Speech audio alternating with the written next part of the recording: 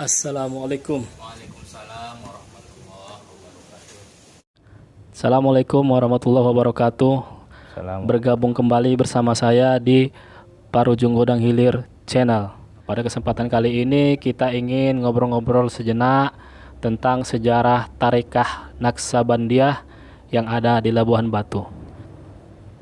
Bismillahirrahmanirrahim. Ilahi anta maqsudi wa ridhaka matlubi. Assalamualaikum warahmatullahi wabarakatuh.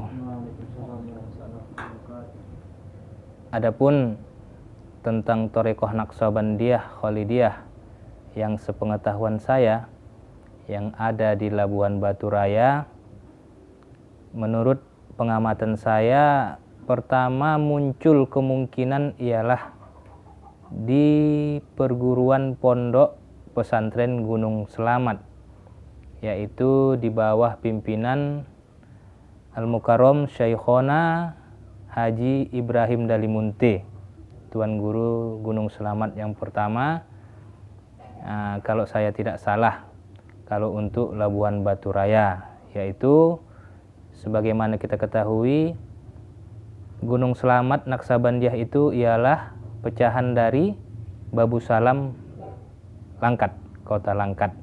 Sepengetahuan saya barulah banyak menyebar ke kita sini.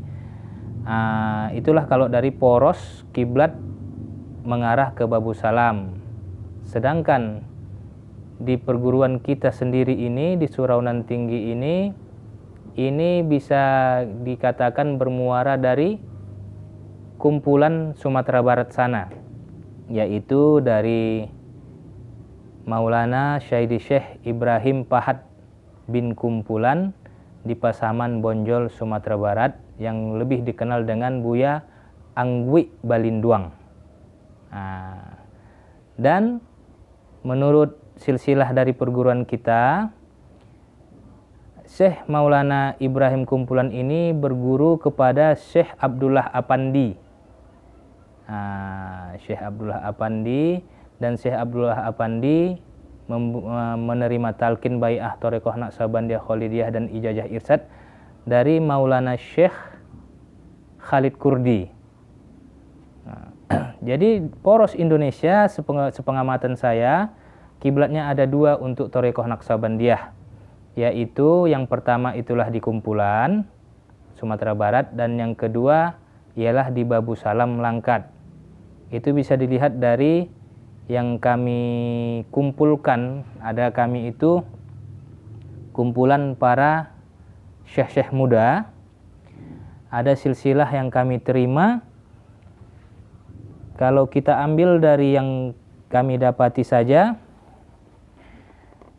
Syekh Diyahuddin Maulana Khalid Kurdi mempunyai murid bernama Syekh Abdullah Apandi. Syekh Abdullah Apandi mempunyai murid 3. Syekh Ibrahim bin Pahad Kumpulan Al-Minangkabau. Dia lahir 1764 dan wafat 1914 Masehi.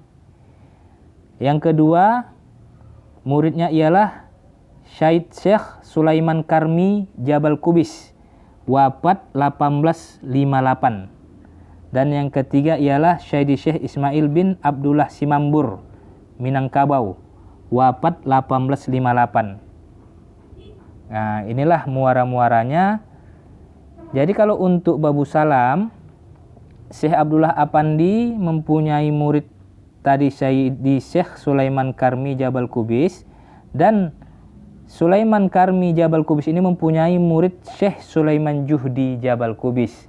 Inilah guru yang mulia Maulana Syekh Abdul Wahab Rokan, Tuan Guru pertama Babu Salam. Jadi intinya perguruan kita tidak melalui Syekh Sulaiman Juhdi, tetapi melalui Syekh Ibrahim Kumpulan yang menerima talqin bai'ah melalui Syekh Abdullah Apandi. Itulah seputar sepengetahuan saya tentang Tarekah Naqsabandiyah. Tadi Tuan bilang persulukan Tuan ini Tarekah Naqsabandiyah Tuan ini Iya. Sumbernya dari Sumatera Barat. Iya. Apakah nanti kalau ada haul itu ke Sumatera Barat, ke Padang? Pernah kami hadiri ke sana, pernah kami hadir ke sana, tapi karena terkadang di bulan Suluk dan kami pun muaranya kemari seperti dari Syekh Ibrahim Kumpulan, di tempatnya pun ada suluk dan diteruskan oleh anak-anak cucunya sekarang. Dan di tempat Syekh Muhammad Soleh Padang Kandis, murid kesayangannya, ada suluk juga. Syekh Muhammad Soleh Padang Kandis mempunyai murid Syekh Muda Abdul Qadim Balubus, Buya Balubus. Ada juga suluk, baru turun ke Tuan Syekh Baringin Tebing Tinggi, baru turun ke Tuan Syekh Baringin Mudo, anaknya dari Tuan Syekh Baringin, baru turun kepada guru saya, almarhum guru saya yang baru meninggal 3 tahun yang lewat, Syekhona Haji Muhammad Jailani, ada juga suluk, dan saya pun ada suluk. Terkadang tidak bisa berkunjung ke haul ke kumpulan, ke kumpulan. Nah, kayak gitu. Kalau jalur Naqsabandiyah Khalidiyah dari kita. Apa itu tarikah? Apa itu Naqsabandiyah? Iya, baik. Kita bahas dulu kalimat thariqah.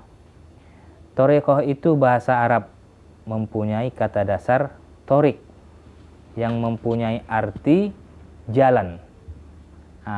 Jadi apa itu thariqah Naqsabandiyah? Kita bahaskan dulu kalimat thariqah. Thariqah itu bisa dikatakan semua thariqah, bahkan menurut Kongres Ulama Perti dulu, mungkin kita pun belum lahir, ada diakui di Indonesia ini, di dunia ini 41 macam thariqah. 41 macam thariqah. Dan banyak nama-nama. Ini thariqah ini, nama thariqah ini dinisbahkan dari pendirinya. Dari pendirinya. Sedangkan thariqah itu sendiri, kalau saya pribadi lebih beranggapan, lebih pantas dibilang thariqatullah, jalan menuju Allah. Jadi kenapa ada muncul namanya thariqah Naqsabandiyah? Ini bermuara dari Syekh Bahauddin Naqsabandiyah. Naqsabandiyah ini ada yang membilangkan suatu kisah ini nama kampung. Jadi kita yang rasional, Syekh Bahauddin Muhammad Bahauddin ini lahir di Bukhara, tempatnya Imam Bukhari, kelahiran Imam Bukhari. Dan kalau menurut dari kitab Sinar Keemasan, Thariqah Naqsabandiyah, Naqsabandiyah ini mempunyai arti gurisan kalimah. Apa kalimah itu? La ilaha illallah, menurut jalan la ilaha illallah, menurut pelajaran talqin pelajaran thariqah itu masing-masing. Jadi yang bisa saya jawab, apa itu thariqah Naqsabandiyah? Jalan menuju Allah menurut pelajaran dari Naqsabandiyah. Kalau thariqat dengan tasawuf sama itu? Kalau kita ingin bertasawuf, kita harus mengambil jalan thariqah dulu. Menempuh. Menempuh. Jadi tasawuf itu ialah yang dipelajari melalui suluk. Sedangkan suluk ini tidak akan bisa kita langsung suluk kalau belum menerima thariqah, belum menjalani adab-adabnya seperti taklimnya, pelajaran tawajuhnya, zikirullahnya. Barulah kita, dengan kita menempuh jalan suluk tadi, barulah kita tahu apa itu tasawuf. Apa itu tasawuf? Jadi secara tidak langsung tasawuf ini tingkatnya lebih tinggi dari thariqat gitu. Karena kita harus bersyariat dulu. Itulah syariat yang dikatakan fikih. Fikih atau syariat ini batasnya ada 2, ucapan dan perbuatan. Barulah kita berthariqah, menempuh jalan menuju Allah. Setelah kita tahu cara dan berjuang di jalan menuju Allah ini, barulah kita berhakikat. Jadi melalui hakikat suluk ini barulah kita bermakrifah. Disitulah kita jumpa tasawufnya menurut kesanggupan masing-masing yang mendalami ilmu tersebut.